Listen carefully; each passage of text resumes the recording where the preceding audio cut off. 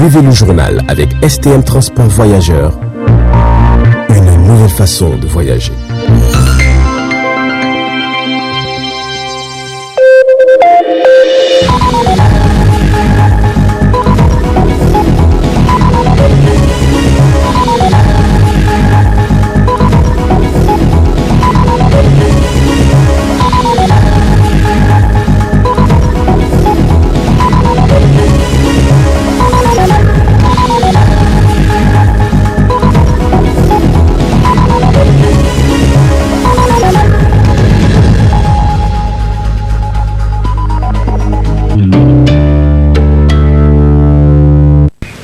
Chers téléspectateurs, bonsoir et ravi de vous retrouver sur cette grande édition d'information de 20h15 sur le miroir de la femme.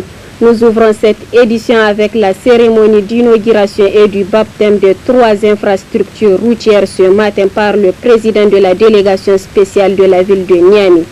C'était en présence du gouverneur de la région de Niamey et les membres des familles des illustres disparus. Détail avec Aïssa Adamou sur les images de Ibrahim Kantama. Dans le cadre de la renaissance et du développement de la ville de Niamey, le président de la délégation spéciale de la ville de Niamey a rendu hommage à 3 grandes figures nigériennes à travers cette cérémonie d'inauguration et de baptême de 3 infrastructures, notamment la rue Moudour Zakara, le rond-point Seydou Sidibé et le rond-point Cheikh Ali Oumarou. Prenant la parole, le président de la délégation spéciale de la ville de Niamey est revenu sur le choix de ces figures. À travers la construction de cette mémoire collective qui consiste à repérer, à désigner des grands fils, des dignes fils de ce pays et à baptiser leurs noms sur nos rues, sur nos places, permet une meilleure appropriation de ces réalisations. Aujourd'hui, vous avez vu les rues, les places que nous avons aménagées, l'enthousiasme des familles et amis et l'unanimité que ces personnalités, ces personnages ont par rapport à leur contribution à la construction de notre société. Je disais tout à l'heure, Assagia, Cheikh Ali Oumarou a contribué énormément à la construction d'une société responsable. Et on a absolument besoin d'une citoyenneté responsable. La construction de la citoyenneté responsable ne passera que lorsque chaque individu s'identifie à son territoire. Chaque individu s'identifie aux éléments, à la structuration de son territoire.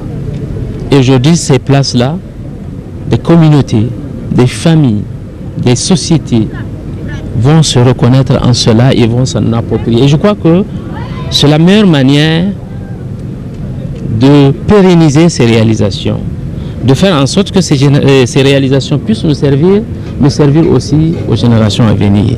Ça, c'est un. Le deuxième aspect, c'est que toutes ces personnes, ces personnalités que nous sommes en train d'honorer, c'est pour qu'elles puissent servir d'exemple à nous et aux générations à venir.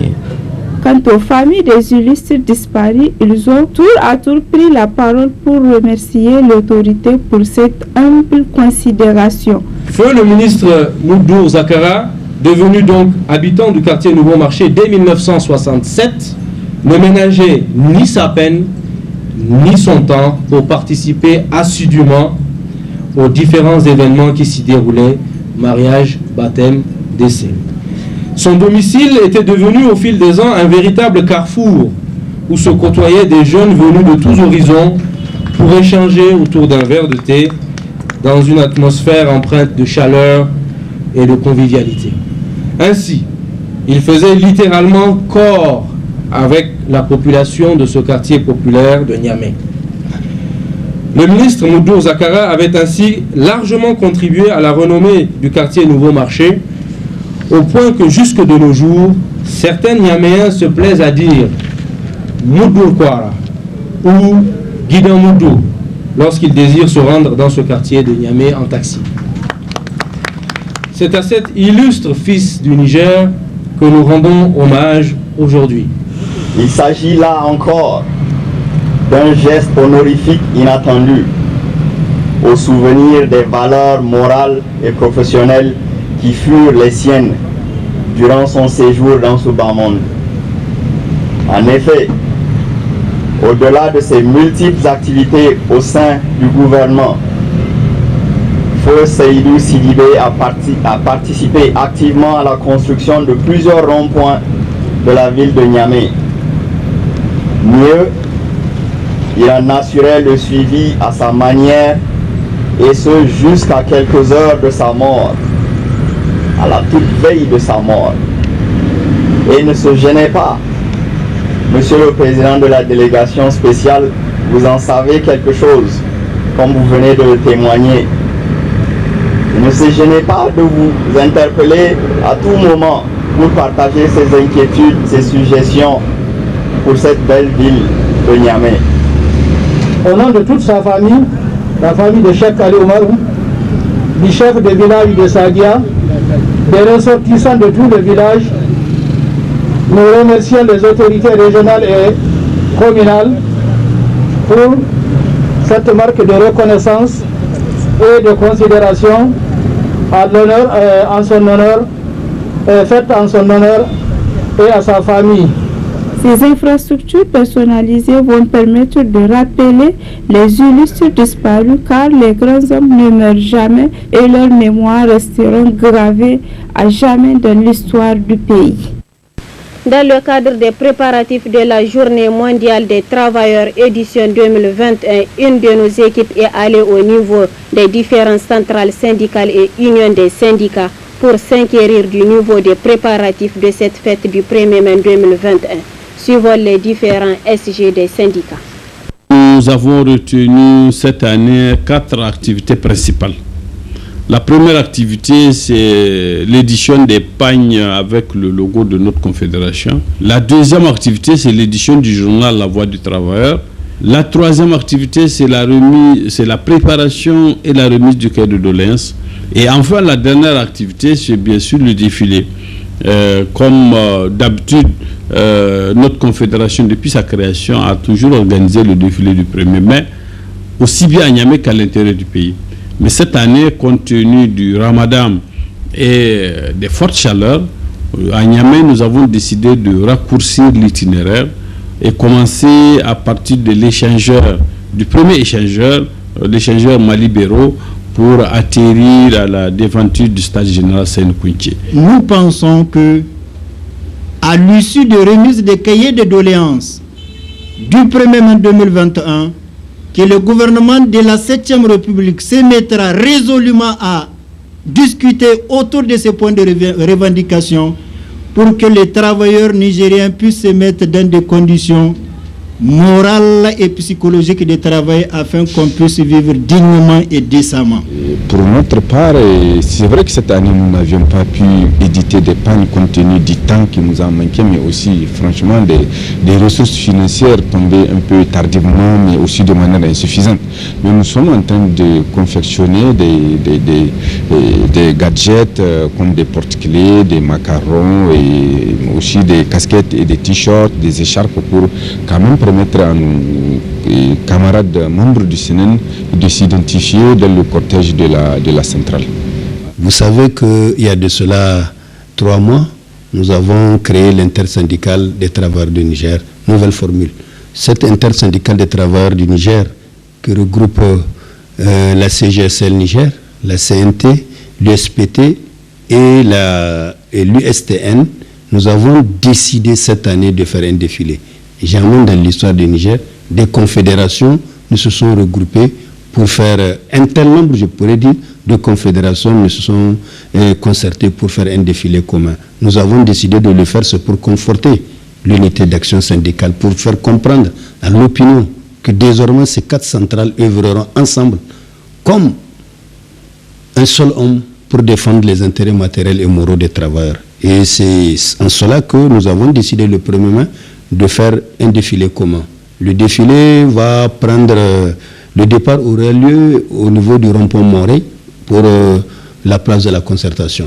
Et cela dit que chaque confédération a un point de départ avant de venir au rond-point Morey. Cela dit, la CNT, nous allons plutôt débuter le défilé au niveau de l'ex-magasin Score, actuellement Haddad Khalil, tous les syndicats se regrouperont là-bas. Comme ça, on va vers le rond-point Morée pour la place de la concertation. C'est ainsi que l'USTN, de leur siège, donc vous voyez, à Limoussi aussi, rond-point Morée, place de la concertation. Et l'USPT, ils seront à l'école Mission Phi, rond-point Morée, place de la concertation. Et la CGSL, leur siège, c'est au niveau du CG11, c'est juste à Morée. Donc ils vont à la place de la Morée et place de la concertation. Il faut qu'il y ait une unité d'action avec tous les travailleurs pour qu'on puisse relever les défis.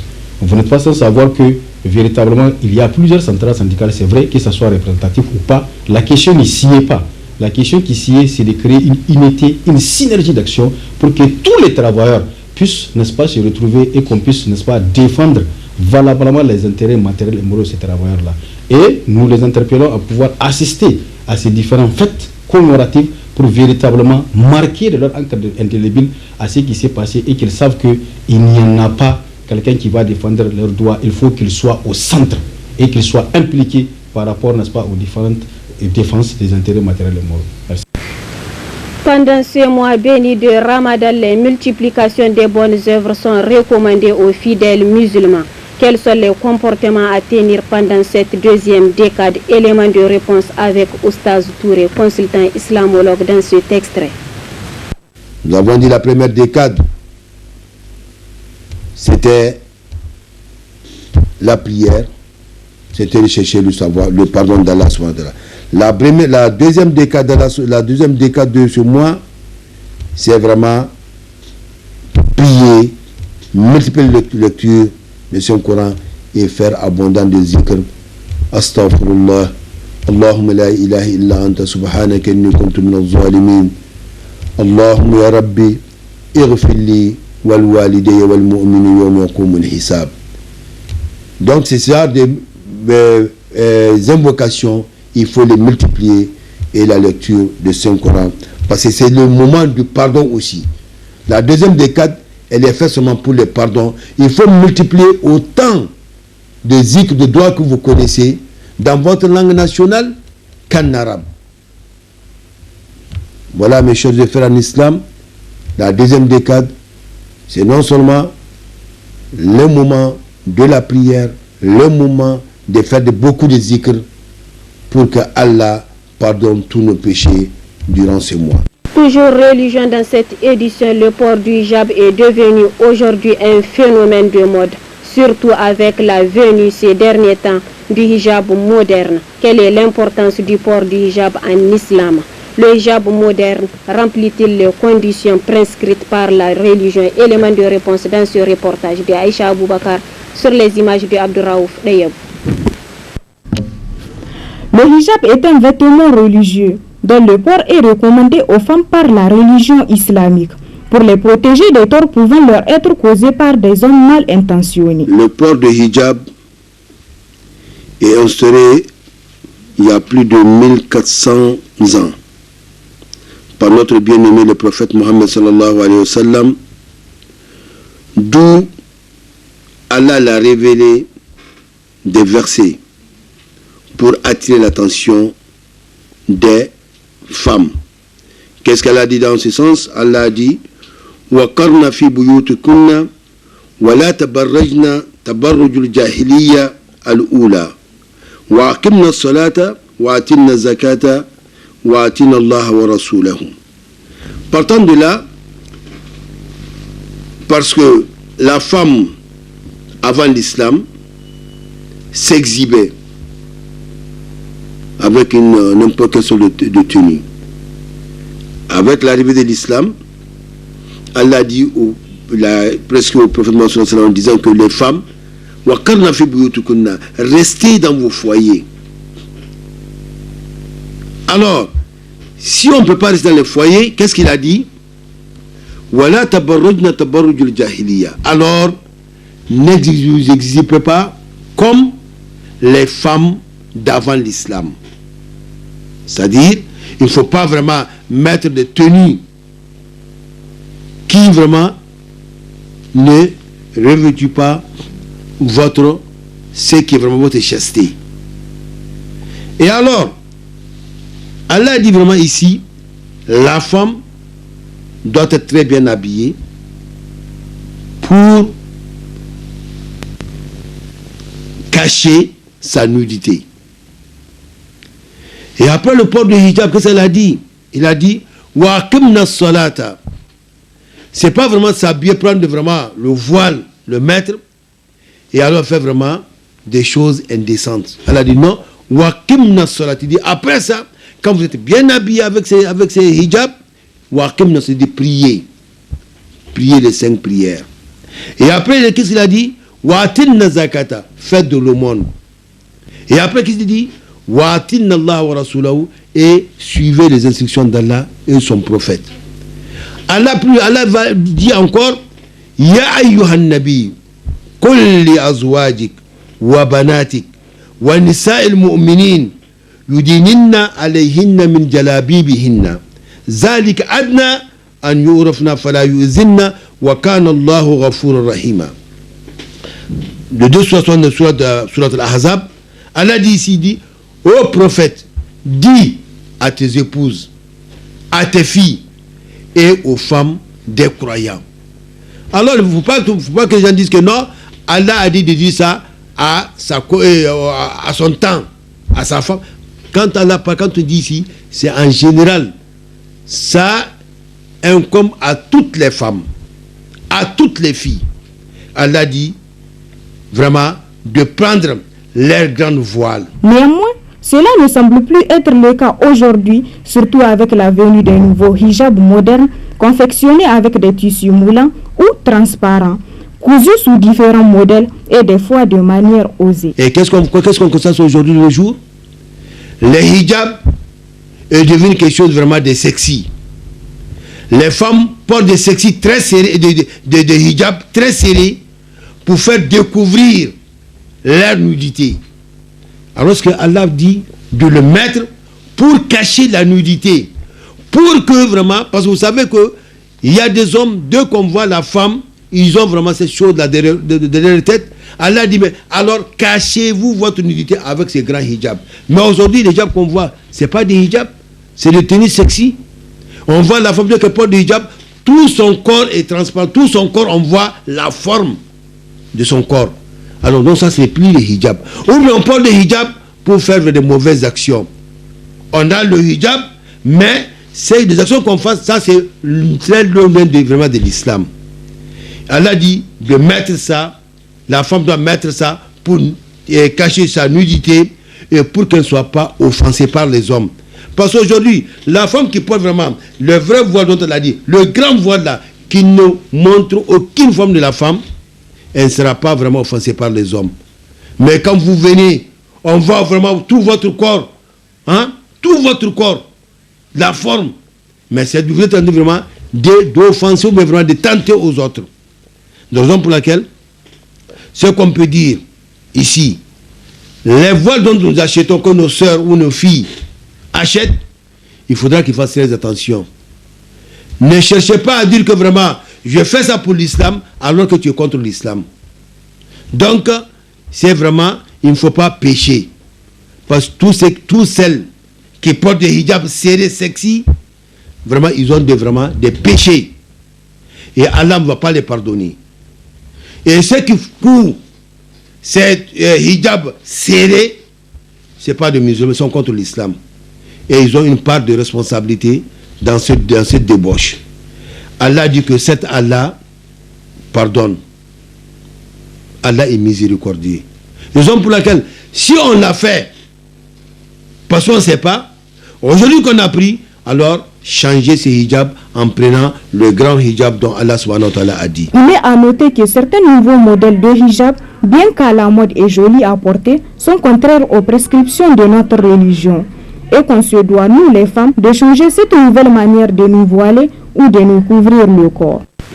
Les fortes températures ressenties par les Nigériens depuis le début de ce mois béni ne fait que grimper, ce qui rend cette période de jeûne encore plus pénible pour les fidèles musulmans.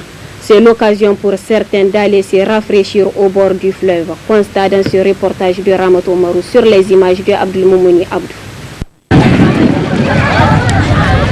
C'est sous une température élevée que les Nigériens ont commencé le mois de Ramadan 2021 qui a débuté le mardi 13 avril dernier. En ce mois d'avril, les journées sont particulièrement ensoleillées et très chaudes. La température varie entre 42 et 44 degrés Celsius, mais l'impression pour les jeûneurs est beaucoup plus élevée. Dans les rues, on peut voir des riverains qui s'arrosent constamment avec de l'eau leurs vêtements et corps pour atténuer la chaleur. Certaines personnes partent se rafraîchir au bord du fleuve. Il faut noter que ces dernières années, le jeûne du mois béni de Ramadan correspond à une période de forte chaleur, toute chose qui rend difficile cette épreuve d'adoration pour les fidèles musulmans nigériens qui malgré tout y tiennent bon dans l'espoir d'une belle récompense de l'au-delà.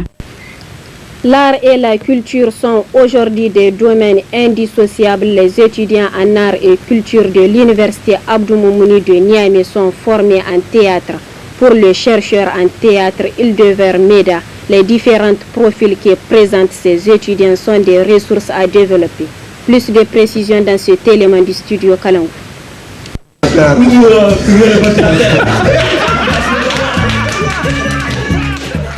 Je les aide d'abord à découvrir leurs propres ressources créatrices et je fais des exercices sur ces ressources créatrices-là afin de les développer et de les aiguiser pour qu'ils soient eux-mêmes au fait de leur métier d'interprète. Il faut dire qu'il y a différentes entités ici, ce n'est pas tous des acteurs, il y en a qui sont des slammers, il y en a qui sont des écrivains en herbe, il y en a qui sont des musiciens, qui sont des danseurs, mais tout ceci sont des interprètes pour moi. Et l'interprète en général a les mêmes ressources créatrices à repérer, exercer, développer et aiguiser. Nous avons l'intention de créer un spectacle où on va mettre vraiment en pratique ce qu'on aura partagé ensemble. Nous comptons monter un classique qu'on va proposer au grand public. Il y avait un chien qui est porté le succès de Satan. Le satanique, ce chien, qu'il passe dans un marché, il visite tout sur son passage et personne n'a le droit de parler. Au sein de cette masse-là, que naîtra l'excellence. Il faut permettre que cette masse existe. S'il y a déjà beaucoup de gens qui veulent, qui réclament d'être reconnus comme artistes, que ce soit de la scène ou pas, c'est déjà bien. Ça amène une masse critique de praticiens de l'art. Dans cette masse-là, il y a, à mon avis, l'excellence qui va se détacher. Et il faut de tout pour faire un monde, il me semble. Il faut qu'il y ait l'amateur qui fait ça simplement par passion, sans calcul stratégique professionnel, mais il faut aussi qu'il y ait le professionnel. Et puis, quant à l'académie, bien sûr, le théâtre c'est d'abord de la littérature. Il est nécessaire de mon point de vue qu'il y ait la rencontre entre les praticiens purs et les penseurs de notre pratique. C'est comme ça que nous allons développer notre métier. C'est comme ça qu'on va se rencontrer, qu'on va se poser des questions et orienter le théâtre, parce que c'est un métier en perpétuel recommencement, en perpétuelle renaissance. Il faut joindre ces deux entités, joindre ces deux compétences-là pour espérer faire naître le théâtre de demain. Du tapioca, du coco, quel vendeur. Et là, soudainement, le chien passe ça.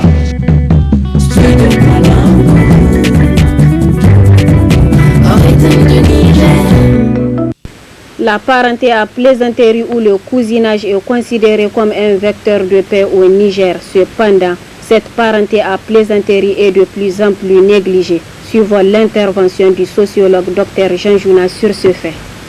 La parenté à plaisanterie est une pratique sociale typiquement de certains pays d'Afrique de l'Ouest et centrale, permettant voire oblige des membres de certaines ethnies d'une même famille tels que des cousins ou même des habitants d'une région à une autre à la faire pratiquer. Le cousinage ou ce qu'on appelle la parenté à plaisanterie est un véritable phénomène qui participe au ciment de la société. C'est en quelque sorte une certaine forme de ruse pour détourner la violence sous quelque forme qu'elle se présente. Parce que les relations humaines sont souvent sous-tendues par des conflits autour des enjeux de quelque nature qu'ils soient. Ce qui va amener les uns et les autres à distraire la violence en instituant la parenté à plaisanterie. Ça peut exister entre deux communautés ou entre une et plusieurs communautés. Quand on prend l'exemple du Niger, on constate par exemple entre les Arma et les Sonrai, à l'intérieur du même groupe ethnique. Quand on prend chez les Hausa, ça peut s'observer chez les Gobirawa et les Katsinawa, ou encore entre les Gobirawa et les Daurawa, ou même encore entre les Adrawa et les Arawa, les Kurfayawa et les Adrawa et les Arawa, à l'intérieur d'un même groupe ethnique. Mais cela aussi peut s'observer à l'intérieur dans le cadre de relations qu'entretiennent deux communautés différentes ou plusieurs communautés. Ça peut donc s'observer entre deux groupes ethniques. C'est ce qui explique, par exemple, quelque part, la parenté à plaisanterie qui existe entre les Gobirawa et les Arma et les Sonrai. Ou encore celle qui existe entre les Peuls et les Kanouri, les Beriberi. Ou encore entre les Touaregs et les Gourmanti. Donc, toute cette forme, c'est une façon de dire, au nom de la cohabitation, au nom de vivre ensemble, les gens sont amenés à ruser sur la violence pour la détourner à travers le rire.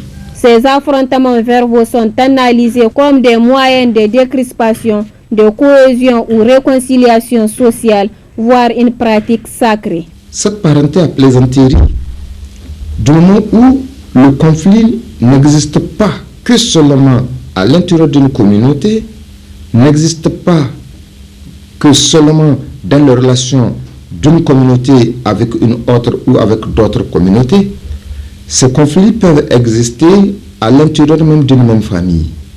Au point où les gens ont estimé, là encore, la société a trouvé une ruse. En instituant ce cousinage, cette plaisanterie, dans le sens où elle existe entre le grand-père et le petit-fils, qui intervient justement pour ramener le père à la raison lorsqu'il y a des situations particulières qui se présenteraient.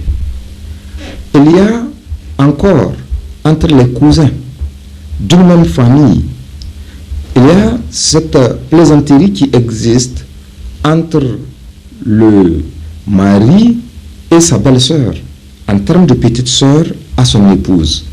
Ce qui fait qu'il y a toute cette relation que la société a jugé utile de définir.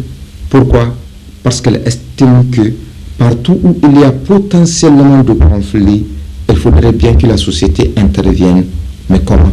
En instituant la plaisanterie.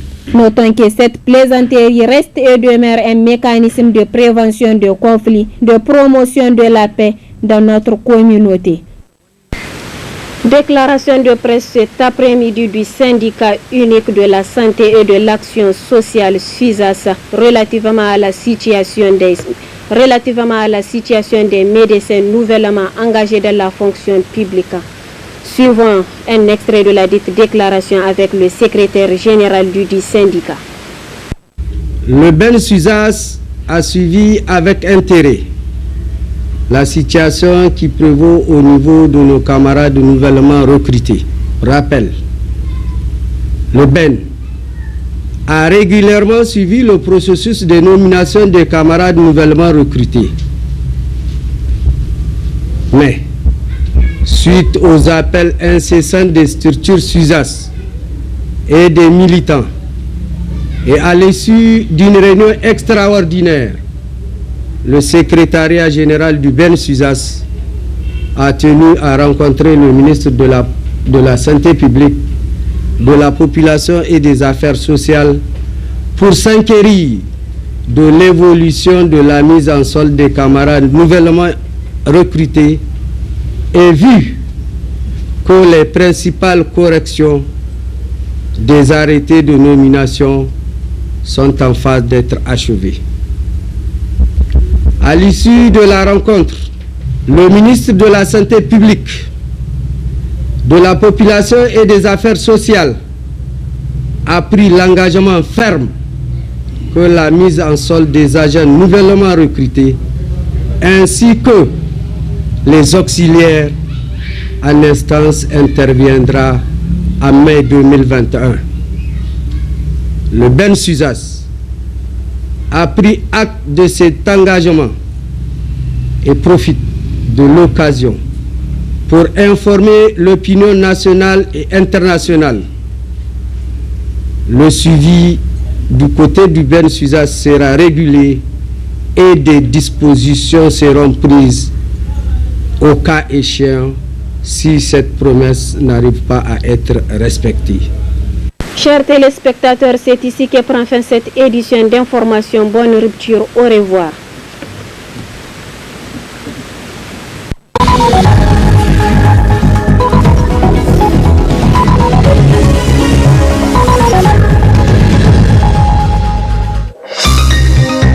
Ce journal vous a été présenté par STM Transport Voyageurs.